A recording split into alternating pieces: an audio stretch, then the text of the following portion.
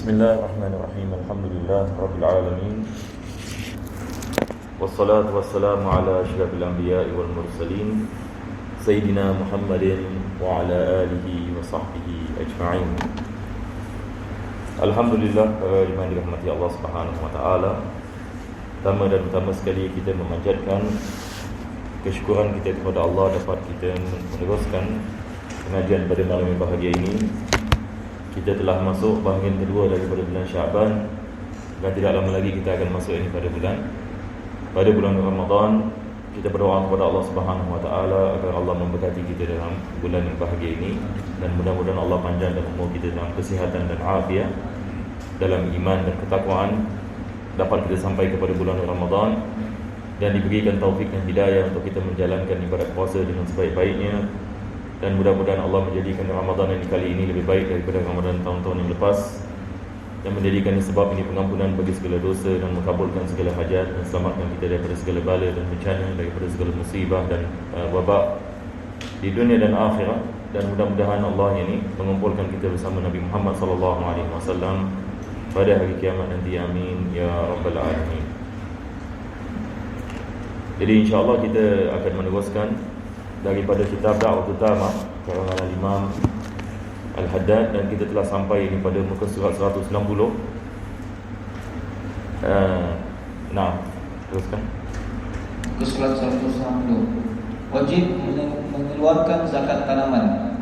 Hendaklah dia mengambil berat tentang perkara mengeluarkan zakat dari hasil tanamannya mana yang wajib, kemudian dibahagi-bahagikannya kepada para mustahiknya dari kaum fakir miskin dan juga asnaf-asnaf yang lain yang ada, sebagaimana yang disebutkan oleh Allah Ta'ala di dalam kitabnya, yaitu firman Allah Ta'ala. Jadi sebelum kita masuk pada ayat zakat ini ayat ini merupakan ayat yang berkenaan dengan asnaf. Jadi kita akan membicarakan, cuma Al-Imam Al-Haddad beliau sedang membicarakan berkenaan dengan tanaman, dan begitu juga tanggungjawab ini bagi peladang dan peniaga sebelum ini. Maka beliau membicarakan ini berkenaan dengan daripada ini tanggungjawab bagi orang ini yang berladang ataupun ini yang bercocok ini tanam, adalah kepentingan ini baginya untuk dia mempelajari tentang apakah ini kewajipan zakat ini ke atas tanamannya. Maka tanaman ini seperti mana kita mempelajari dalam bab zakat, daripada jenis ini zakat yang diwajibkan kita mengeluarkan adalah zakat ini tanaman. Maka zakat tanaman ini ada syarat-syaratnya. Begitu juga kita ada zakat ini bagi buah-buahan. Maka apabila seseorang itu dia ini bercocok tanam dan ada hasil ini daripada tanamannya dan sampai ini kepada nisab, maka diwajibkan dia mengeluarkan zakat. Jadi zakat ini kita ada beberapa jenis. Kita ada zakat yang ini emas ini dan perak. Kita ada zakat perniagaan, kita ada zakat tanaman, kita ada zakat buah-buahan, kita ada zakat ini binatang yang diternakan. Maka ini semua merupakan zakat ini yang berbeza. Maka wajib kita mengetahui hukum ahkamnya kalau sekiranya kita ada benda-benda ini di sisi kita. Satu orang ini kalau pelihara kambing ini misalnya, dia mesti mengetahui apakah zakat yang dibagi kambing. Satu orang yang ini tanam beras ini misalnya, dia mesti mengetahui apakah ini nisab ini bagi beras. Begitu juga satu orang tanam kurma ataupun tanam anggur, ada zakat ini bagi benda-benda seperti ini. Kalau satu orang itu miskin yang tidak ada harta, maka tidak diwajibkan dia mengeluarkan zakat. Jadi kita harus faham apakah jenis ini harta yang diwajibkan kita mengeluarkan zakat, dan apakah jenis harta yang tidak diwajibkan kita mengeluarkan zakat. Maka ini semua ini memerlukan kita mempelajari ini bab ini zakat. Selepas itu ini beliau menukilkan ayat ini dalam Al-Quranul Karim, dan di dalam ayat ini Allah Subhanahu wa taala menerangkan tentang apa yang dimaksudkan dengan asnaf. Jadi kita apabila kita mempelajari ini bab zakat, kita sudah mengetahui apakah jenis-jenis harta yang diwajib dizakati, dan apa nisabnya, apa haulnya, dan berapa kita nak keluarkan. Selepas itu datang ini kepada keadaan yang mana kita nak memberikan zakat. Kepada siapa kita nak memberikan zakat? Maka Allah Subhanahu wa taala menyebut dalam Al-Quranul Karim apa yang dikenali sebagai 8 asnaf. Ini diraih ini daripada ayat ini dalam surah Taubah, yang ini ayat ke-60. Maka dalam ayat ini Allah Subhanahu wa taala mengatakan innamas sadaqatu lil fuqara.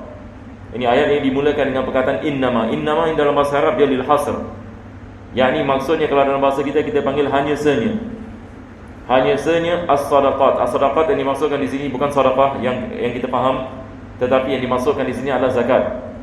Yakni zakat ini hanya senya boleh kita memberikan kepada sekian-sekian asnaf. Maka yang pertama sekali Allah Subhanahu Wa Taala membicarakan tentang lil fuqara. Fuqara ini jamak, ini fakir, dan definisinya adalah seorang yang pendapatannya tidak sampai kepada separuh yang keperluannya. Pendapatannya tidak sampai kepada separuh keperluannya, ataupun dia tidak ada pendapatan langsung. Dia tidak ada income. Kalau zaman sekarang kita panggil orang yang tidak ada income yang langsung. Ini fakir. Ini ada orang yang fakir, ataupun ini dia bekerja akan tetapi apa yang dia dapat itu kurang daripada separuh daripada yang keperluannya. Manakala miskin, dia adalah orang yang pendapatannya tidak sampai kepada keperluannya, tapi lebih daripada separuh. Yakni misalan satu bulan dia memerlukan $1,000, tapi gajinya 800. Ini miskin. Satu orang kalau memerlukan $1,000 satu bulan, tetapi gajinya $300, ini fakir. Ini beza di antara fakir ini dengan miskin. Maka Allah Subhanahu Wa Taala kedepankan fuqara ini atas yang masakin. Kita ada beza ini di antara fakir ini dengan miskin. Dan di zaman yang kita tinggal hari ini, ramai yang fakir dan ramai yang miskin. Hampir tiap-tiap negeri yang ada fakir, ini ada miskin. Walaupun ini negeri yang kaya, ada je orang ini yang fakir ini, dan ada orang ini yang miskin. Maka yang ketiga, Allah Subhanahu Wa Taala menyebut ini tentang wal amilina 'alaiha. Al amilina 'alaiha adalah mereka-mereka yang ditugaskan oleh sultan ataupun khalifah ataupun hakim untuk dia keluar dan mengambil duit zakat. Maksudnya dia department. Kalau hari ini kita panggil satu department yang kerjanya adalah untuk collect duit zakat. Collect duit zakat dan selepas itu memberikannya kepada asnaf. Maka ini kita mengatakan al-amilina 'alaiha. Orang ini yang ditugaskan untuk ini mengambil zakat, dan mereka mesti dipilih oleh sultan. Sultan yang dimaksudkan di sini kalau zaman kita kita panggil seperti orang yang menjadi ketua bagi umat Islam dalam satu negara. Ini adalah al-amilina 'alaiha. Selepas itu wal muallafati qulubuhum. Ini muallafati qulubuhum. Ramai orang yang salah faham ini. Orang menyangkakan muallaf. Kita kalau dalam bahasa kita, kalau kita mengatakan mu'allaf ini apa maksudnya? Maksudnya kalau kita mengatakan perkataan mu'allaf ini maksudnya satu orang yang baru masuk Islam. Tetapi adakah ini yang dimaksudkan dalam ayat ini? Allah mengatakan wal mu'allafati qulubuhum. Mu'allafati qulubuhum. Maksudnya di sini kita kalau dalam segi bahasa kita mengatakan perkataan ini allafa, nak mengambil hati. Nak mengambil hati mereka. Satu orang masuk ke dalam agama Islam. Kalau sekiranya kita memberikan kepada orang, ini akan menjadi sebab ahli keluarganya dan juga pengikutnya juga masuk Islam. Orang seperti ini boleh terima zakat. Tetapi bukan maksudnya tiap-tiap orang yang masuk Islam kita kasih duit zakat. Nampak? Ada orang salah faham, dia menyangkakan mu'allaf semua orang yang masuk Islam, hatta kalau dia millionaire, misal satu orang millionaire, dia masuk Islam misalnya, kaya-kaya. Adakah kita memberikan kepada dia duit zakat? Tak semestinya. Kita kena lihat kepada keadaan. Maka kalau sekiranya keadaannya dengan kita memberikan duit zakat kepadanya, maka ini akan memberikan semangat kepada ahli keluarganya ataupun rakannya ataupun pengikutnya, dan dia mesti orang yang dikenali. Satu orang yang dikenali sebagai ketua satu kaum.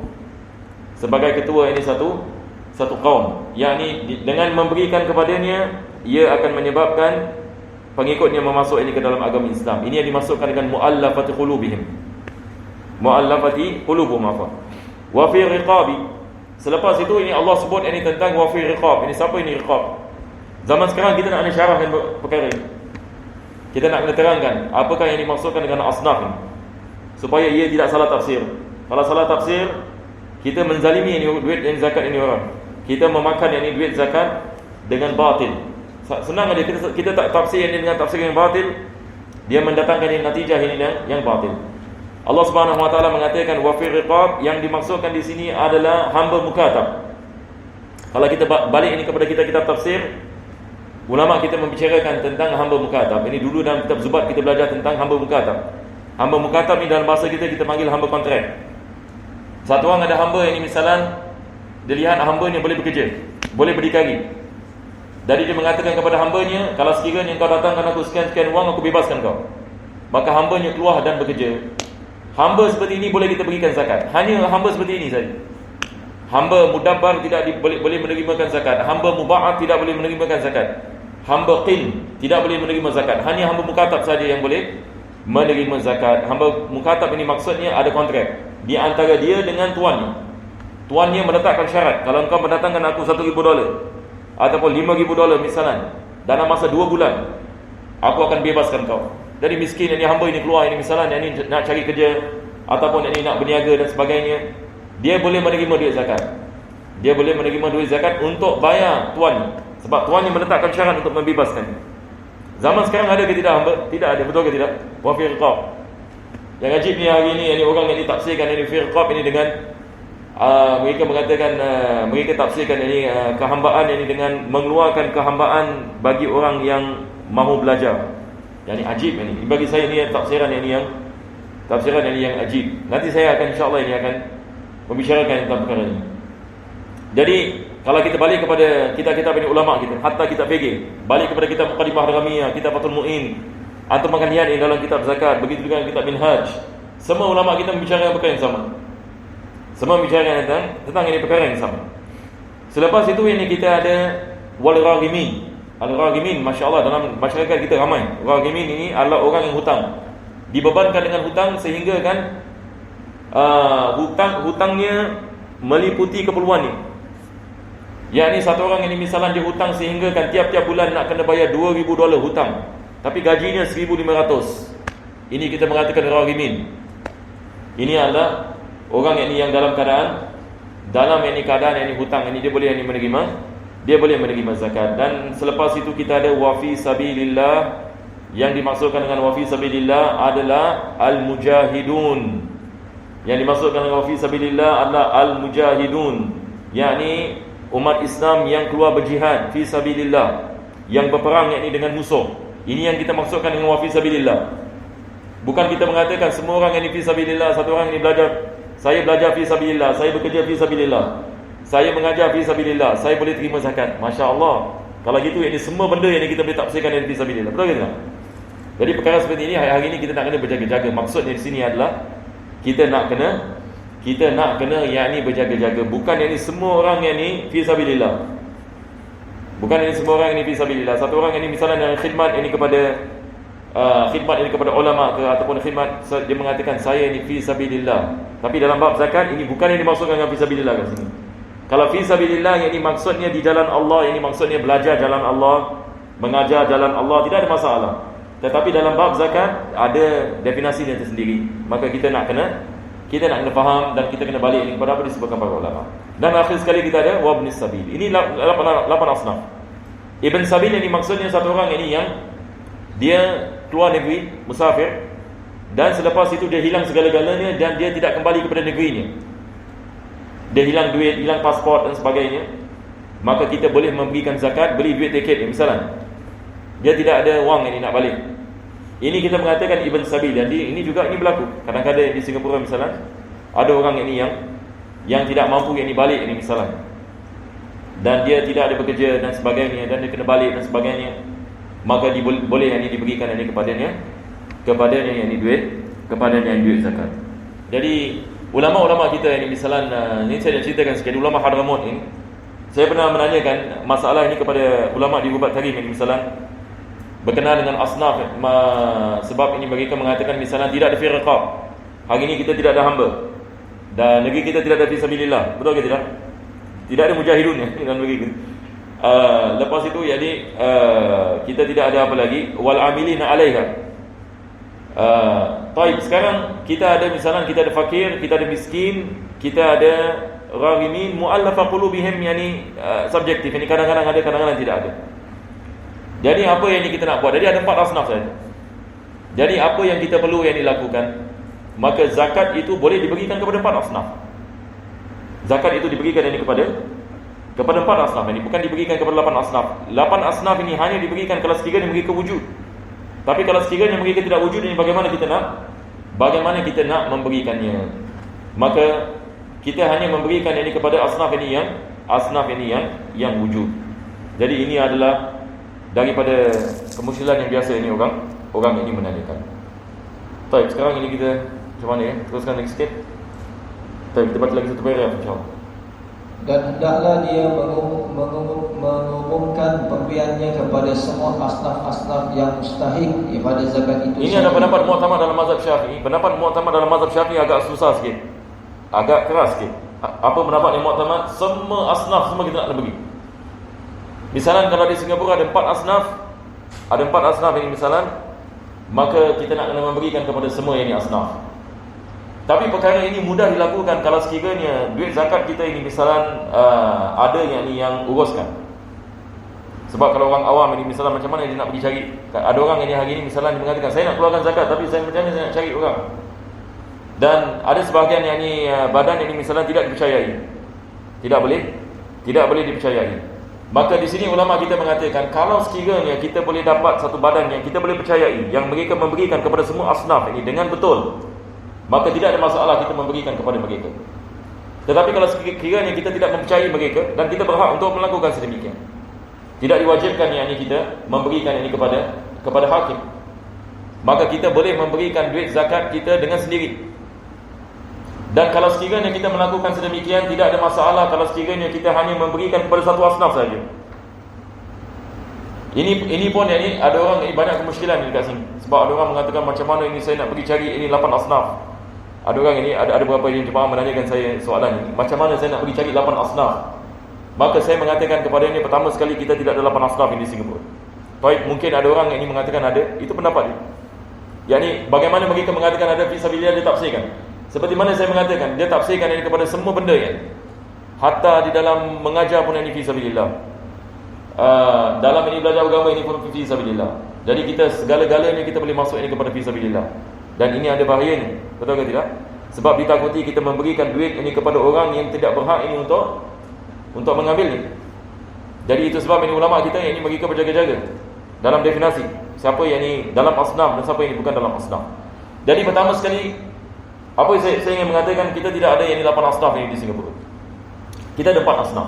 Baik, 4 asnaf: fakir, miskin, raghimin, ibn sabil. Sekarang ini susah ini kita nak cari. Kalau pendapat yang muktamad mengatakan semua kita nak kena kasih. Kita nak kena kasih fakir, kita kena cari miskin, kita kena cari ibn sabil, kita cari mu'allaf qulubihim. Besar kemungkinan ini kita tidak dapat melakukannya kalau kita sendiri mengeluarkan. Betul ke tidak? Sebab kita tak kenal orang. Beza kalau sekiranya yang memberikan adalah kerajaan. Yang ini misalnya kalau kerajaan Islam, saya memberikan misalnya, mungkin bukan negeri kita ni susah sikit nak bayangkan. Kalau sekiranya misalnya yang ini negeri seperti Malaysia misalnya, Masya Allah, ini kita ada badan yang Islam mereka mengumpulkan ini duit zakat, dan selepas itu mereka ada database. Apa? Mereka ada database yang misalnya di Johor, golongan fakir begini, ini rumahnya, ini akaun ni. Golongan miskin begini. Golongan ini mereka ada di database. Jadi senang saja, mereka hanya berikan saja. Dan mereka pada tiap-tiap daerah ada amilin, yang ini mereka appoint orang yang memberikan zakat ini kepada ini. Jadi kalau ada sistem ini seperti ini tidak ada masalah. Tetapi ini kalau miskin ini satu orang yang kat sini, misalnya dia nak fikir ini macam mana ini saya nak cari asnaf, ini besar kemungkinan susah kita nak cari. Melainkan kalau satu orang itu dah kenal ini orang Singapura semua ini. Wallahu alam, ini jarang ini tidak berlaku begitu. Jadi dalam keadaan seperti ini, apa jalan keluarnya? Jalan keluarnya adalah kita boleh memberikan zakat ini kepada satu asnaf sahaja. Ini ada kata qaul dalam mazhab. Tidak ada masalah di dalamnya kita mengamalkannya. Tidak ada masalah di dalamnya kita mengamalkannya. Maka kalau kita lihat ini ada ahli keluarga kita yang memerlukan zakat, kita berikan kepada dia. Nabi SAW galakkan kita memberikan zakat kepada ahli keluarga. Tapi bukan mereka yang di bawah tanggungan kita, sebab tidak sah.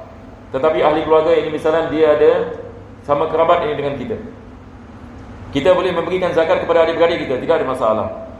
Kita boleh memberikan zakat ini misalnya ini kepada pakcik dan makcik kita. Maka ini lebih afdal. Apa sebabnya? Sebab ini kita memberikan zakat kepada mereka, kita dapat memberikan zakat dan kita dapat menjalin silaturahim. Jadi bagi tiap-tiap daripada kita harus lihat, kita kedepankan ahli keluarga kita yang memerlukan. Dan kalau kita ada duit zakat, kita kedepankan ahli keluarga kita. Setelah kita memberikan ahli keluarga, maka kita boleh memberikan ini kepada yang lain. Jadi insya-Allah ya kita berhenti di sini ya. Kita masuk kepada kitab Fathul Muin.